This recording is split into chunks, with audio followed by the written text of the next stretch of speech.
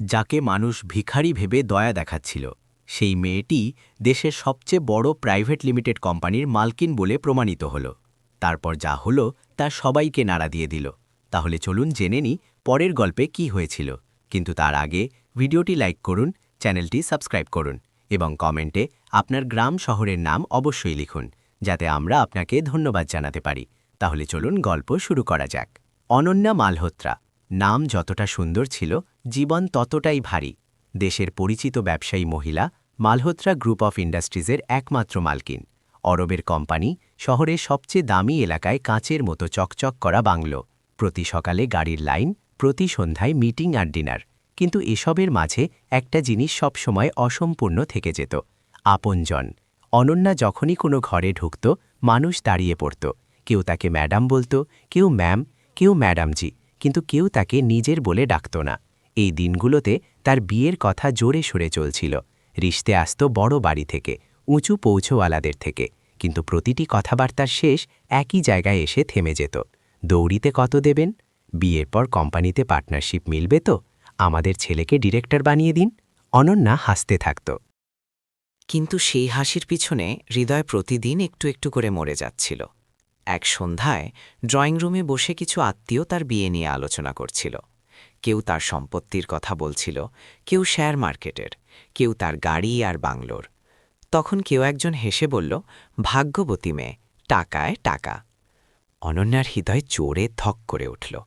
সে আস্তে করে চোখ তুলল এবং ভাবল, আমি কি শুধু টাকা? আমার ভেতর কি কোনো মানুষ নেই? সে চুপচাপ উঠে নিজের ঘরে চলে গেল। ঘরটা বড় ছিল, দামি ছিল, কিন্তু সেই মুহূর্তে তাকে একটা জেলের মতো লাগছিল। অনন্যা আয়নায় নিজেকে দেখল, দামি জামা, সাজানো চুল, কিন্তু চোখে ক্লান্তি। ঠিক সেই মুহূর্তে সে আলমারি খুলল। আলমারির এক কোণে একটা পুরনো বাক্স রাখা ছিল, যাকে সে বর্ষের পর বর্ষ ছোঁয়নি। ভয়ে ভয়ে সে বাক্স খুলল। ভিতরে কিছু কাগজপত্র ছিল, পুরনো দলিল, একটা ডায়েরি এবং সবার উপর তার মায়ের ছবি। মা, যাকে সে খুব ছোট্ট বয়সে হারিয়েছিল। অনন্যা ছবি তুলল, আঙ্গুল কাঁপতে লাগল। মায়ের সেই সাদা হাসি, সেই শান্ত চোখ, যেন বলছে, সব ঠিক হয়ে যাবে বেটা। অনন্যার চোখ থেকে জল পড়তে লাগল। সে মাটিতে বসে পড়ল, ছবি বুকে জড়িয়ে। মা, তার গলা কাঁপছিল। আজ আমার কাছে সব আছে, কিন্তু কেউ আমাকে আমার জন্য চায় না। জল ছবির ওপর পড়ছিল। সবাই আমার টাকার সঙ্গে ভালোবাসে মা, কেউ আমার সঙ্গে নয়। আমি ক্লান্ত হয়ে গেছি মা, খুব ক্লান্ত হয়ে গেছি। ঘরে শুধু তার ফুপিয়ে কান্নার আওয়াজ ছিল। সেই রাতে অনন্যা অনেকক্ষণ ধরে মায়ের ছবির সঙ্গে কথা বলতে থাকল। নিজের ভয়, নিজের কষ্ট, নিজের একাকিত্ব সবকিছু। এবং ঠিক সেই রাতে তার ভিতর কিছু ভেঙেও গেল এবং কিছু জন্মও নিল। এমন একটা সিদ্ধান্ত যা তার পুরো জীবন বদলে দেওয়ার ছিল। রাতের নিস্তব্ধতায় কাজের সেই দামি ঘরে বসে এক ধনী মেয়ে নিজের হৃদয়কে বলল, যদি দুনিয়া আমাকে মানুষের মতো দেখতে না পারে, তাহলে আমিও এই দুনিয়ার পরিচয় ছেড়ে দেব। তার চোখে এখন জল ছিল না, এখন সেখানে সিদ্ধান্ত ছিল। রাত খুব গভীর হয়ে গিয়েছিল। অনন্যা মালহোত্রা নিজের ঘরে একা বসেছিল।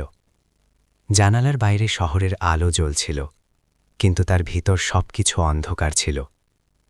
মায়ের ছবি এখনও তার হাতে ছিল। অনন্যা ছবিটাকে মনোযোগ দিয়ে দেখল, যেন প্রথমবার দেখছে। মা, আপনি থাকলে আজ কি বলতেন? তার গলা ভরে গেল। ছবি থেকে কোনো উত্তর এলো না, কিন্তু তার স্মৃতিতে মায়ের গলা গুঞ্জন তুলল। একটা ছোট্ট বাড়ি, সাদা আঙিনা, এবং মা যে কোনো অবস্থায় হাসতে থাকত। বেটা, মা বলতো, জীবনে টাকা দরকার, কিন্তু মানুষের মূল্য কখনো টাকায় মাপবি না। অনন্যা তখন ছোট ছিল, তার কাছে এই কথাগুলো বোঝা যেত না, কিন্তু আজ প্রতিটি শব্দ হৃদয়ে বিঁধছে। অনন্যা মায়ের ডায়েরি খুলল। হলদে হয়ে যাওয়া পাতা, কিন্তু অক্ষর আজও স্পষ্ট ছিল।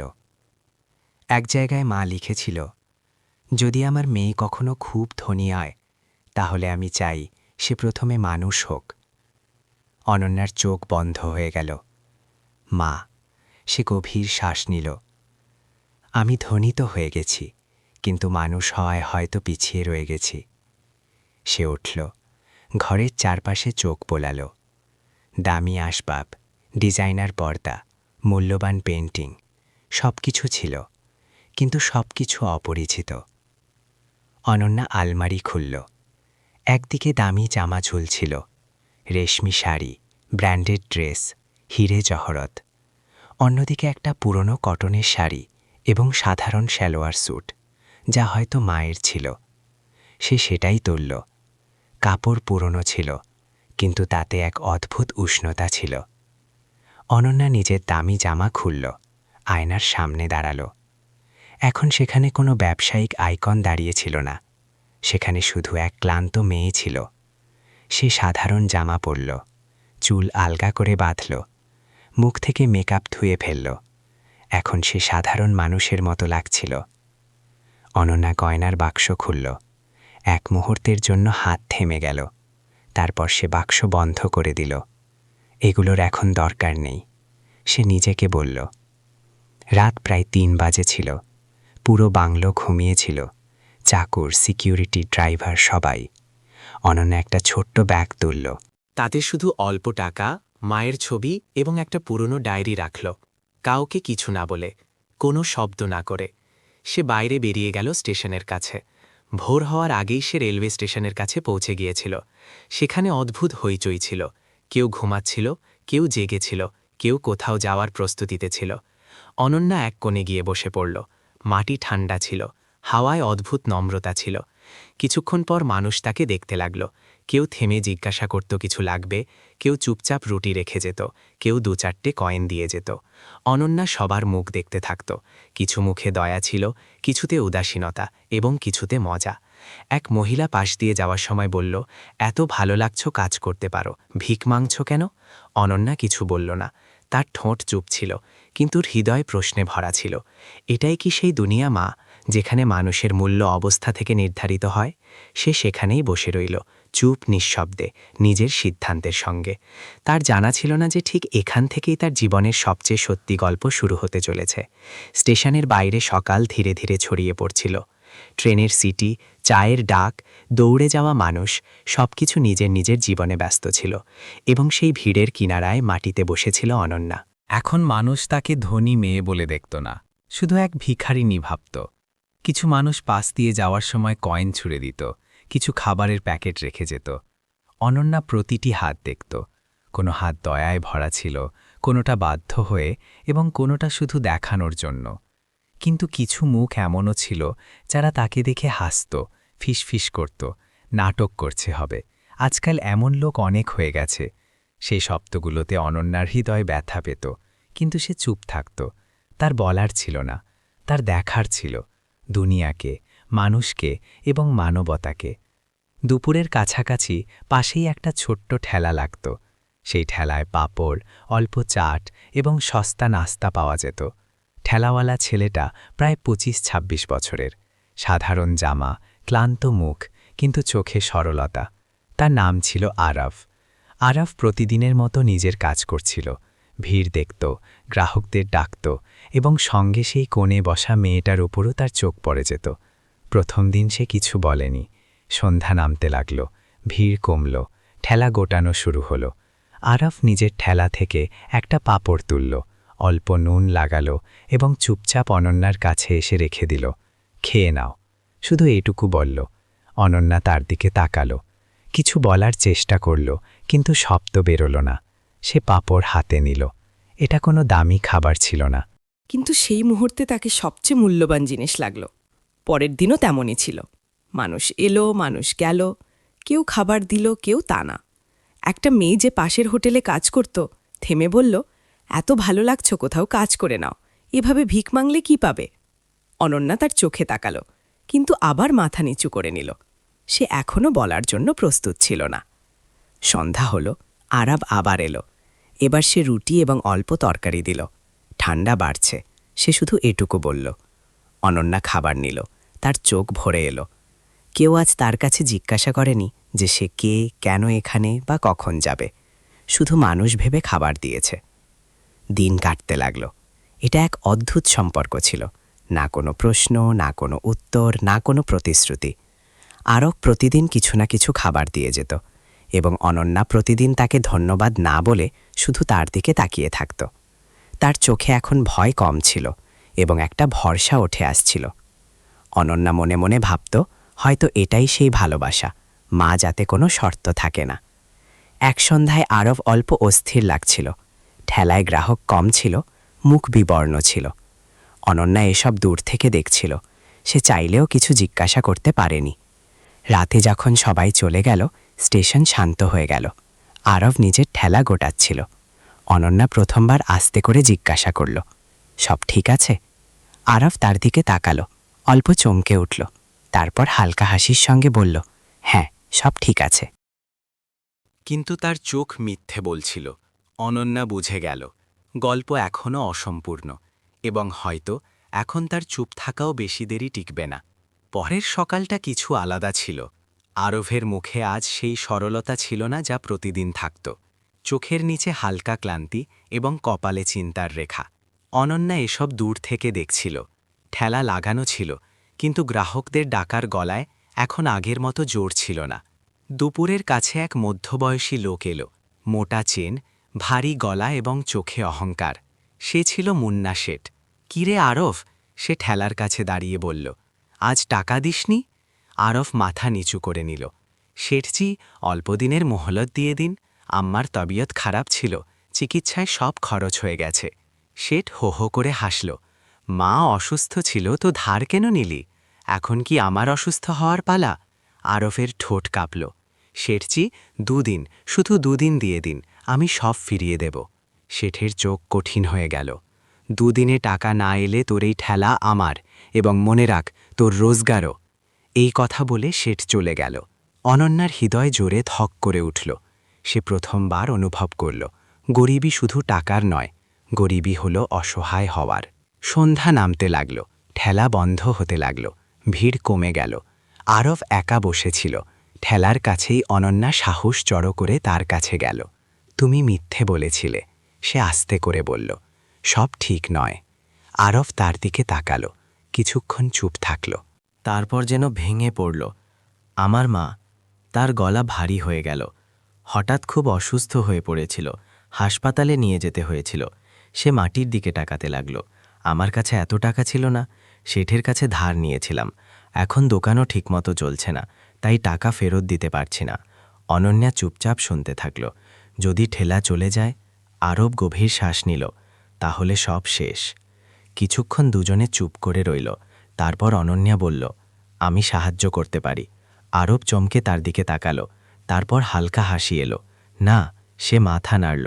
তুমি নিজে এখানে বসে আছো, তুমি কি সাহায্য করবে? অনন্যা কিছু বলল না। সে জানত এখনও বলার সময় আসেনি।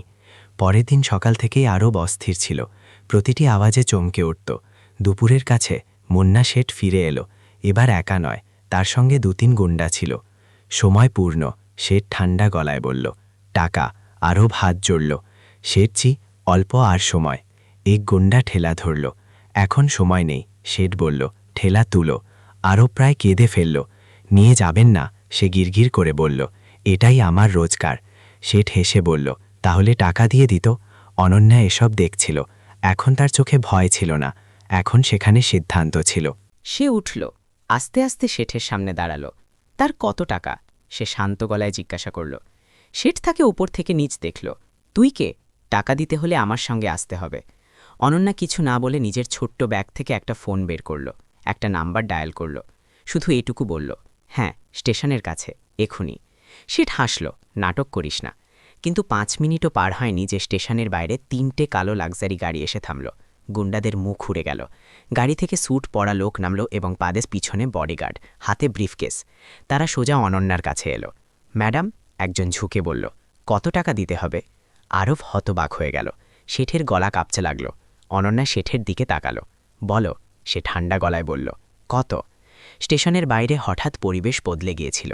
কিছু মিনিট আগে যেখানে এক গরিব পাপড়ওয়াড়া ছেলে নিজের রোজগার বাঁচাতে গিরগির করছিল, সেখানে এখন কালো চকচকে লাক্সারি গাড়ি দাঁড়িয়েছিল। গাড়ি থেকে নামা লোকেরা সপ্রতিভ ছিল। স্যুট বুটে, কানে ওয়্যারলেস ইয়ারপিস, চোখে শৃঙ্খলা এবং সম্মান। মুন্না শেঠের মুখ ফ্যাকাশে হয়ে গিয়েছিল। সে কখনো ভাবেনি যে মেয়েকে সে কিছুক্ষণ আগে আমার সঙ্গে চলার কথা বলছিল সে এত বড় শক্তি হতে পারে। অনন্যা একদম শান্ত দাঁড়িয়েছিল, না কোনো অহংকার, না কোনো হইচই, শুধু একটা প্রশ্ন, বলো। সে শেঠের চোখে তাকিয়ে বলল, কত টাকা নিতে হবে? শেঠ হেঁক করে বলল, ৭৫,০০০।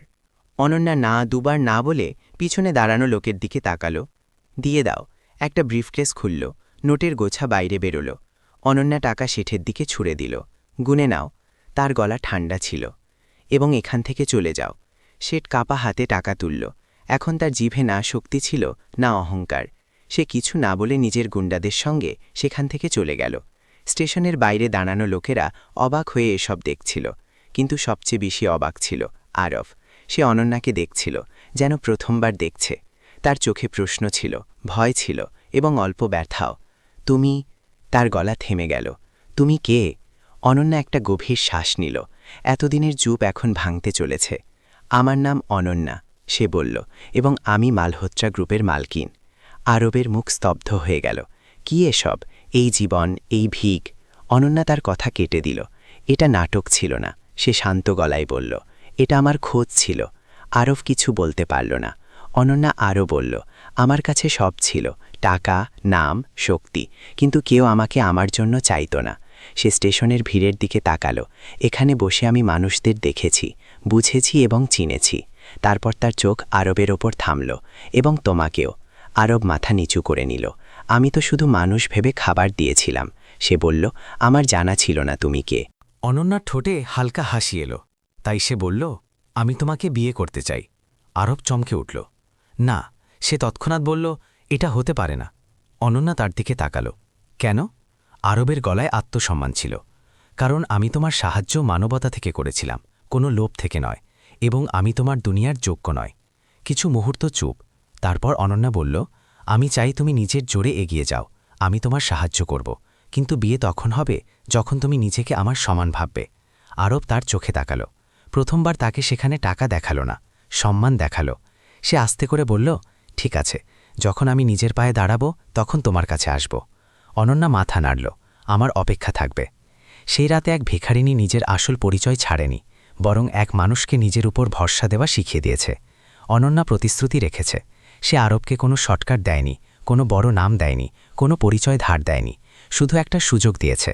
স্টেশন থেকে কিছু দূরে একটা ছোট্ট জায়গা ভাড়ায় নেওয়া হলো। সেখানে একটা ছোট্ট ঢাবা খোলা হলো। সাধারণ টেবিল চেয়ার, সাদা বোর্ড এবং সৎ খাবার। আরভের নামে প্রথম দিন শুধু 4 গ্রাহক এলো, দ্বিতীয় দিন 5, তৃতীয় দিন 7। কিন্তু আরব কখনো হার মানেনি। সে সকালে সবার আগে দোকান খুলত এবং রাতে সবার শেষে বন্ধ করত। নিজে সবজি আনত, নিজে পরিষ্কার করত, নিজে খাবার বানাত। তার মা এখন সুস্থ ছিল। সে প্রতিদিন ভগবানের সামনে দীপ জ্বালিয়ে বলতো, আমার ছেলেকে সঠিক পথ দেখানো মেয়েটির মঙ্গল করো। অনন্যা মাঝে মাঝে দূর থেকে এসে ঢাবা দেখত। কখনো পরিচয় দেয় না, শুধু দেখত। আরভের পরিশ্রম, তার আত্মসম্মান এবং তার সততা। সময় কাটতে লাগল। ঢাবা ছোট ছিল, কিন্তু স্বাদ বাড়ল। মানুষ আসতে লাগল, ভিড় বাড়তে লাগল। 6 মাসে ঢাবা একটা ছোট রেস্তোরাঁয় বদলে গেল। আরভের হাতে এখন ক্লান্তি ছিল, কিন্তু চোখে স্বপ্নও ছিল। 1 বছর পর শহরের আরেক কোণে দ্বিতীয় রেস্তোরাঁ খুলল। এখন আরব কোনো শেঠের মুখাপেক্ষী ছিল না।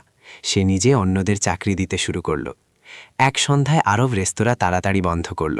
সাদা কুর্তা পরল, চুল ঠিক করল এবং সেই স্টেশনের দিকে চলল, যেখানে কখনো এক ভিখারিনী বসেছিল। অনন্যা সেখানেই দাঁড়িয়েছিল, আজও সাদা জামা, আজও শান্ত মুখ। আরব তার সামনে এসে বলল, আমি প্রস্তুত। অনন্যা তার দিকে তাকালো। কিসের জন্য? আরবের গলায় এখন দ্বিধা ছিল না। বিয়ের জন্য আজ আমি কারো সাহায্য নই, আজ আমি নিজে কারো সাহায্য হতে পারি। অনন্যার চোখ ভরে এলো। সে শুধু এটুকু বলল, আমি ঠিক এটাই শুনতে চেয়েছিলাম। বিয়ে খুব সাদা ছিল না, ব্যান্ড বাজনা, না দেখানো, না হাজারো মেহমান, শুধু কিছু নিজের লোক, আরবের মা এবং মায়ের ছবি। অনন্যা সেই ছবির সামনে মাথা ঝোঁকাল। আপনার মেয়েকে এখন এমন কেউ পেয়েছে যে তাকে টাকায় নয়, হৃদয় দিয়ে চায়। বিয়েতে অনন্যা কোনো ভারী গয়না পরেনি, শুধু একটা সাদা শাড়ি। আরবও কোনো দামি স্যুট পরেনি, শুধু পরিষ্কার জামা এবং পরিষ্কার উদ্দেশ্য। দুজনে 7 পাক ঘুরল, সমানতার, সম্মানের এবং সততার। আজ অনন্যা আবার ধনী, কিন্তু এখন সে একা নয় এবং আরবও গরিব নয়। কারণ তার কাছে সম্মান আছে, পরিশ্রম আছে এবং ভালোবাসা আছে। এই গল্পটা এই কথার নয় যে ধনী গরিবকে বিয়ে করল। এই গল্প আমাদের একটা খুব গভীর এবং সত্যি শিক্ষা দিয়ে যায় যে দুনিয়ায় সবচেয়ে মূল্যবান জিনিস টাকা নয়, বরং মানবতা। অনন্যার কাছে সব ছিল, সম্পদ, মর্যাদা, নাম এবং শক্তি।